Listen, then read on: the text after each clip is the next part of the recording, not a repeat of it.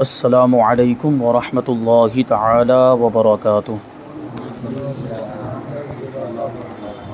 نحمده ونصلي ونسلم على رسوله الكريم اما بعد فاعوذ باللہ من الشیطان الرجیم بسم اللہ الرحمن الرحیم ان اللہ وملائکتہ یصلون علی النبی یا ایہا الذین آمنوا صلوا علیہ وسلموا تسلیما اللہم صلی علی سیدنا ومولانا محمد معدن الجود والکرم وآلہ الکرام وابنہ الکریم وبارک وسلم صلاۃ وسلاما علیک یا رسول اللہ صلی اللہ تعالی علیہ وسلم۔ اہل بیت اطہار کا بیان جاری ہے، اس میں حضور پاک صلی اللہ علیہ وسلم کے شہزادوں کا ذکر ہوا۔ اب یہاں سے حضور پاک صلی اللہ علیہ وسلم کی مقدس شہزادیوں کا تذکرہ کرتے ہیں۔ پہلا سوال یہ ہے کہ ہمارے پیارے نبی صلی اللہ علیہ وسلم کی سب سے بڑی بیٹی کا نام کیا ہے؟ جواب حضرت زینب رضی اللہ تعالی عنہا۔ سوال یہ ہے کہ یہ کب پیدا ہوئیں؟ جواب اعلان نبوت سے 10 سال پہلے، جبکہ حضور صلی اللہ علیہ وسلم کی عمر شریف 30 سال کی تھی۔ مکہ مکرمہ میں ان کی ولادت ہوئی۔ حضرت زینب رضی اللہ تعالی عنہ مکہ مکرمہ میں اعلان نبوت سے 10 سال پہلے پیدا ہوئی۔ سوال یہ کب مسلمان ہوئی؟ جواب یہ ابتدائے اسلام ہی میں مسلمان ہو گئی تھی۔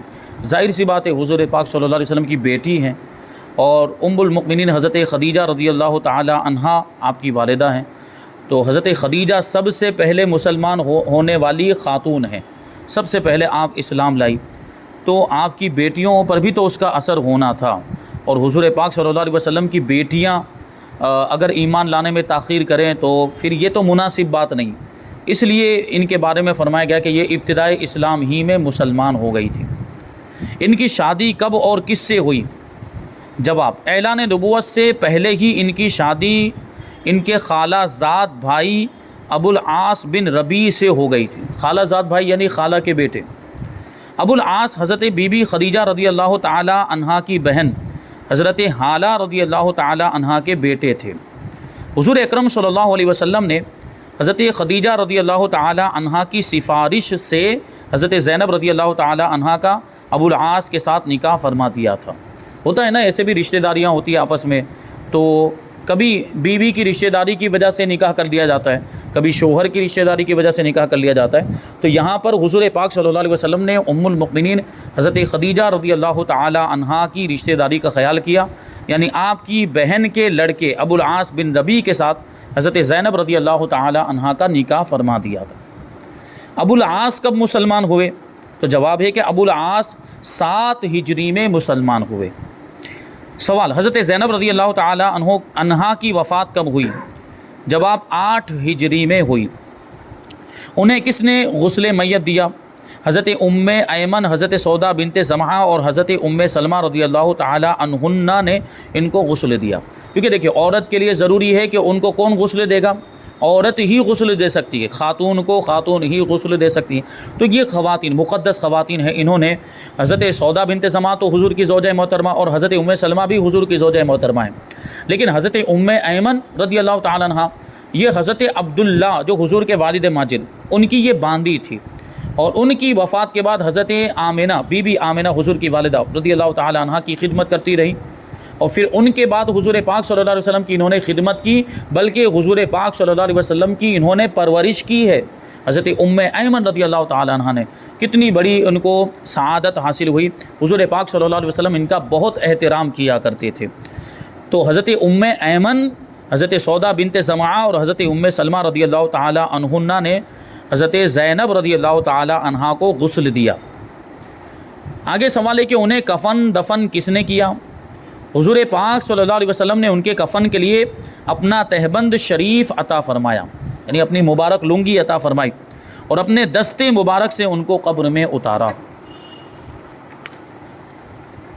اب یہ حضرت زینب کا بیان یہاں پر مکمل۔ آگے سوال ہے کہ ہمارے پیارے نبی صلی اللہ علیہ وسلم کی دوسری بیٹی کا کیا نام ہے؟ جواب حضرت رقیہ رضی اللہ تعالی عنہا۔ سوال یہ کب پیدا ہوئی؟ جواب یہ اعلان نبوت سے 7 سال پہلے پیدا ہوئی۔ سوال یہ کب مسلمان ہوئی؟ جب آپ ابتدائے اسلام ہی میں مسلمان ہو چکی تھی۔ ساری حضور کی شہزادیوں کا یہی عالم تھا۔ ان کا پہلا نکاح کس سے ہوا تھا؟ پہلا نکاح کہنے کا مطلب یہ ہے کہ دوسرا نکاح بھی ہوا ہے، تو سوال یہی ہے کہ پہلا نکاح کس سے ہوا؟ ابو لہب کے بیٹے عتبہ سے ہوا تھا، مگر رخصتی سے پہلے ہی طلاق ہو گئی تھی۔ یہ عتبہ بھی کافر تھا، ابو لہب کی طرح بڑا ہی سرکش تھا، اور حضور کی دشمنی میں ہی اس نے معاذ اللہ حضرت رقیہ رضی اللہ تعالی عنہا کو طلاق دیا۔ بہرحال ایک حساب سے اچھا ہی ہوا کہ ایک کافر کے نکاح میں رہتی، تو وہاں سے آزاد ہو گئی۔ حضور پاک صلی اللہ علیہ وسلم کے پاس تشریف لائے تو اب حضور نے ان کا دوسرا نکاح فرمایا، حضرت رقیہ رضی اللہ تعالی عنہا کا۔ کس سے فرمایا؟ وہی سوال ہے کہ ان کا دوسرا نکاح کن سے ہوا؟ حضرت عثمان غنی رضی اللہ تعالی عنہ سے۔ حضرت عثمان رضی اللہ تعالیٰ عنہ کو ذو النورین کہا جاتا ہے۔ ذو النورین اسی وجہ سے کہا جاتا ہے کہ حضرت عثمان غنی رضی اللہ تعالیٰ عنہ کے حصے میں حضور پاک صلی اللہ علیہ وسلم کے دو نور آئے، یعنی حضور کی دو شہزادیاں آپ کے نکاح میں آئی، یکے بعد دیگرے۔ پہلے نمبر پہ حضرت رقیہ رضی اللہ تعالیٰ عنہ، ان کا نکاح حضور پاک صلی اللہ علیہ وسلم نے حضرت عثمان غنی رضی اللہ تعالیٰ عنہ سے کیا۔ اب ان کی وفات ہو گئی تھی، پھر اس کے بعد دوسری صاحبزادی حضرت ام کلثوم رضی اللہ تعالی عنہا کا نکاح حضرت عثمان غنی رضی اللہ تعالی عنہ سے ہوا۔ وہ کیسے ہوا تھا ابھی آگے آئے گا۔ تو ان کی وفات کب ہوئی، یعنی حضرت رقیہ کی وفات کب ہوئی؟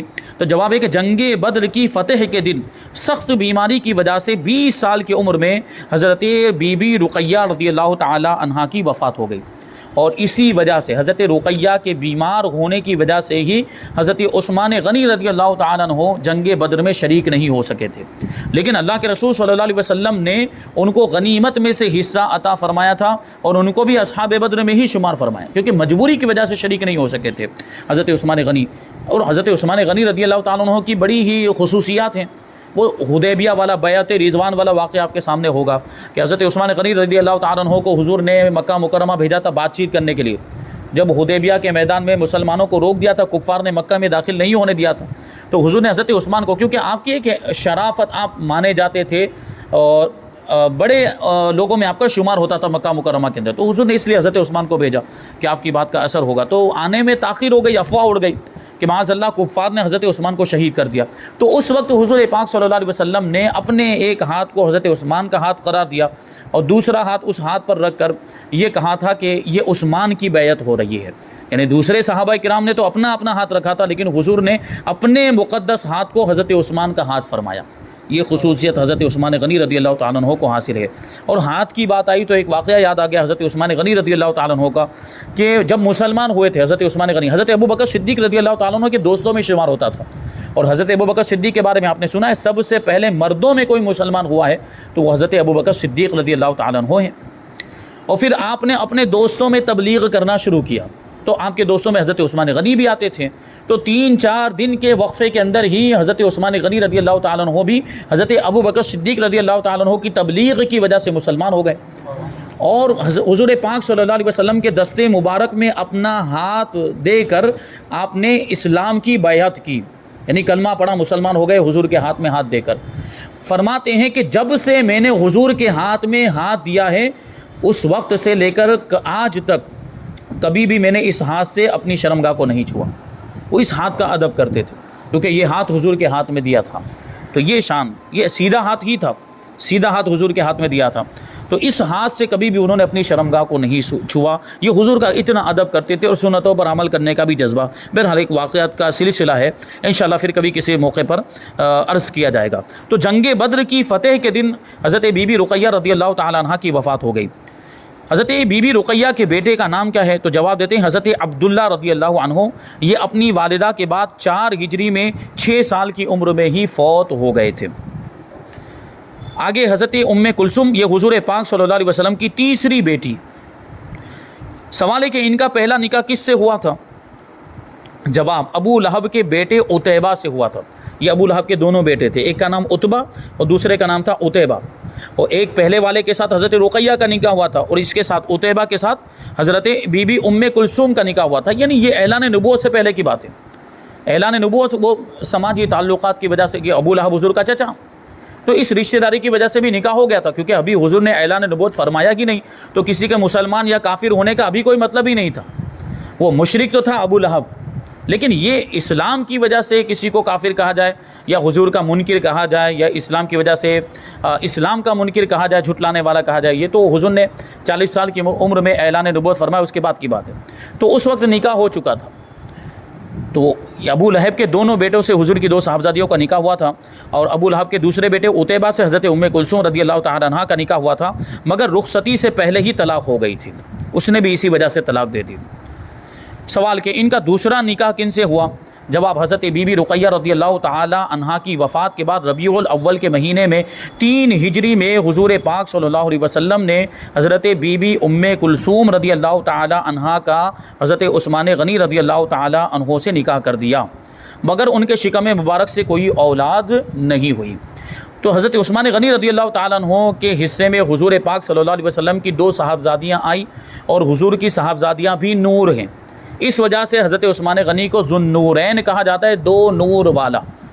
اور اعلیٰ حضرت رضی اللہ تعالیٰ عنہ فرماتے ہیں نا، تیری نسل پاک، بڑا ہی مشہور شعر، تیری نسل پاک میں ہے بچہ بچہ نور کا، تو ہے عین نور تیرا سب گھرانہ نور کا۔ تو حضور کی اولاد بھی نور ہے، حضور بھی نور ہے، حضور کی اولاد بھی نور ہے۔ اور حضور پاک صلی اللہ علیہ وسلم نے تو یہاں تک ارشاد فرمایا، تقریباً وہ تعداد 40 کی ہے، کہ اگر میری 40 بیٹیاں بھی ہوتی، یا 70 کی تعداد ہے، میں بھول رہا ہوں، کہ اگر میری 70 بیٹیاں بھی ہوتی تو یکے بعد دیگر عثمان کے نکاح میں دے دیتا۔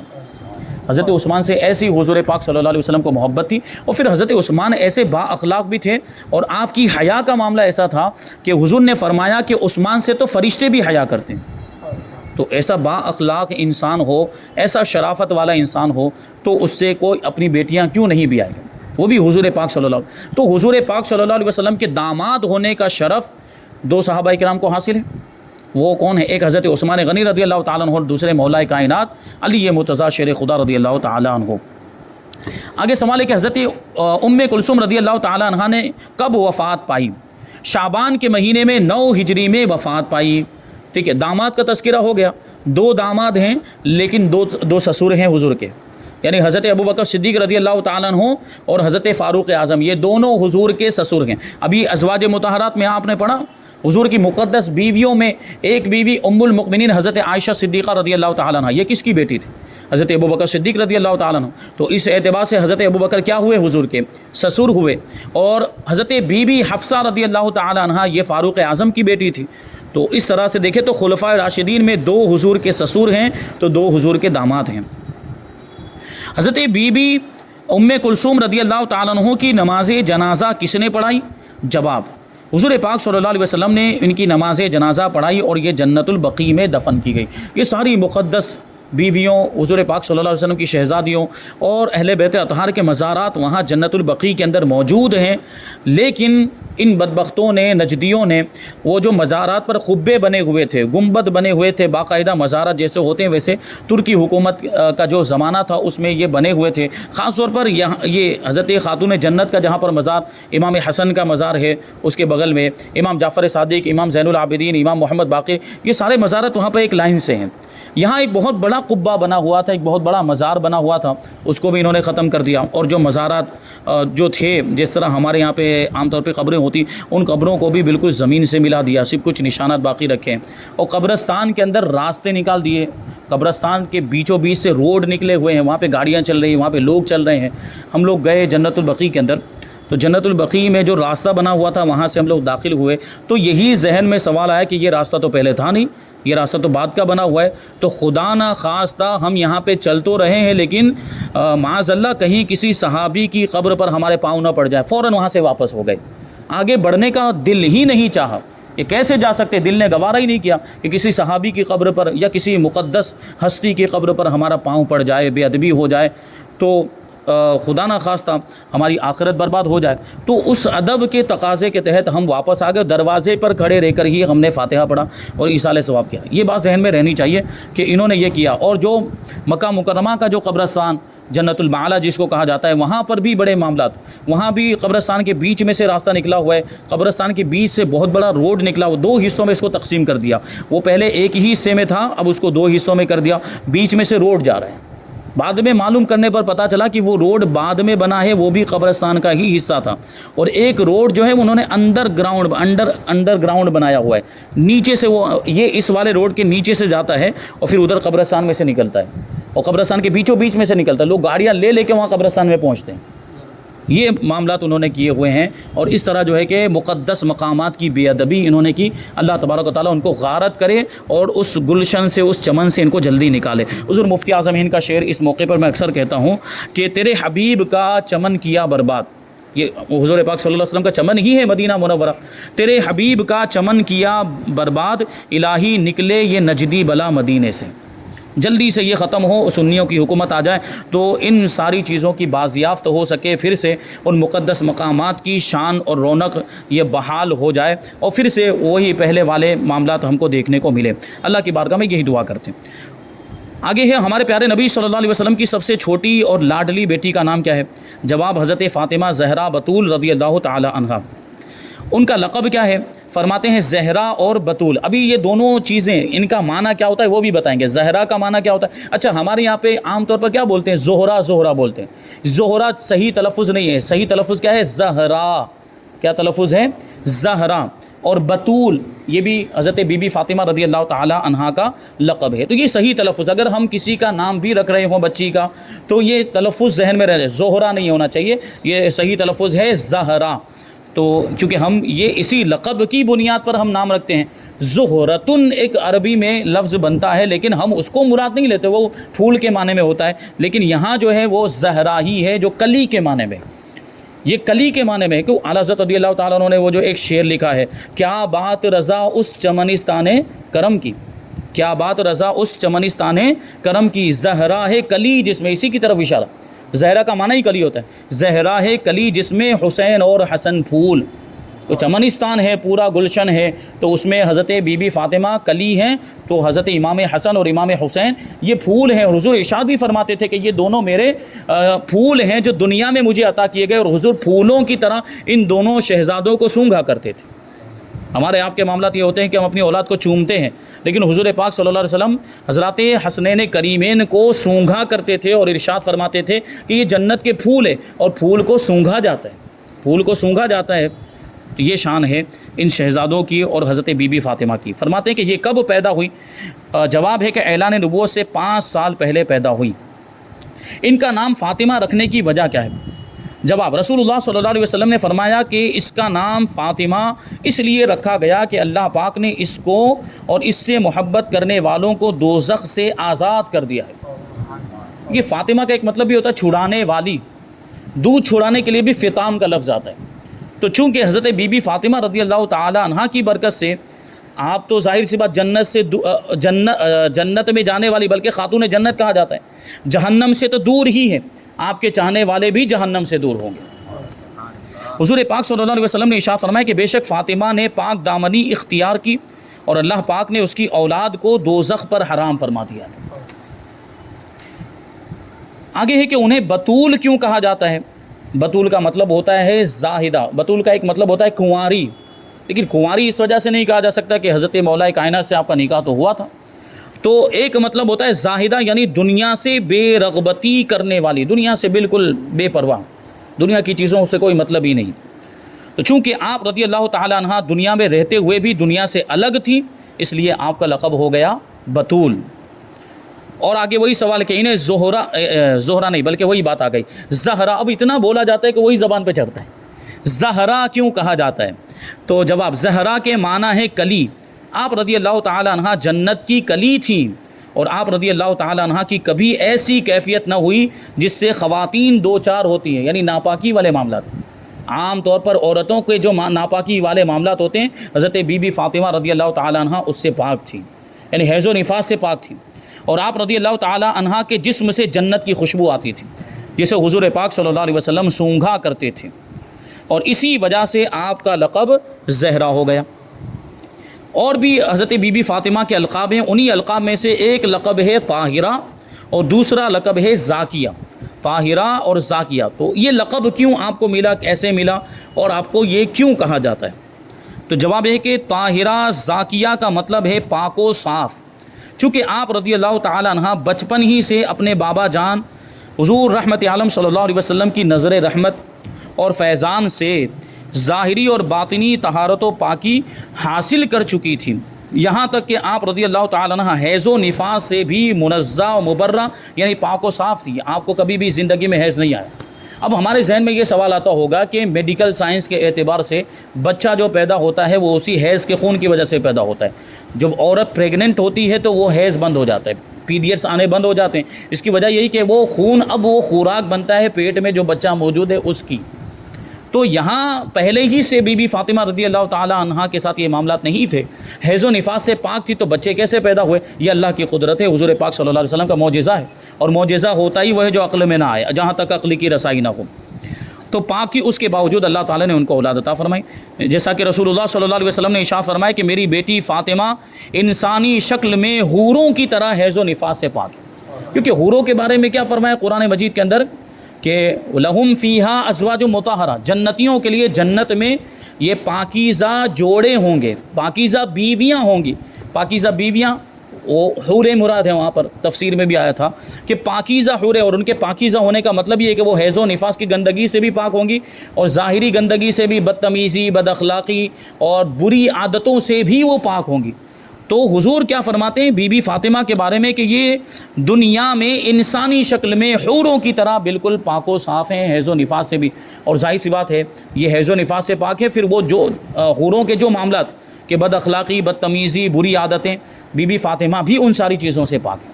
یہ حضور پاک صلی اللہ علیہ وسلم کی نسبت کا صدقہ اللہ تبارک و تعالیٰ نے آپ کو عطا فرمایا تھا۔ ابھی اور باتیں اس میں باقی ہیں، حضرت بی بی فاطمہ رضی اللہ تعالی عنہا کا حسن و جمال کیسا تھا، اور حضور پاک صلی اللہ علیہ وسلم نے حضرت فاطمہ کے لیے کیا فرمایا، اور حضرت فاطمہ کا نکاح حضرت علی سے کب ہوا، اور ان کی کتنی اولاد ہوئی، امام حسن، امام حسین رضی اللہ تعالیٰ عنہ کا بھی تذکرہ انشاءاللہ تبارک و تعالیٰ آئندہ درس میں ہم شامل کریں گے۔ اللہ تبارک و تعالیٰ کی بارگاہ میں دعا ہے کہ جو کچھ بھی بیان ہوا اس پر ہم سب کو عمل کرنے کی توفیق عطا فرمائے، اور حضور کے اہل بیت سے ہم سب کو محبت کرنے کی توفیق عطا فرمائے۔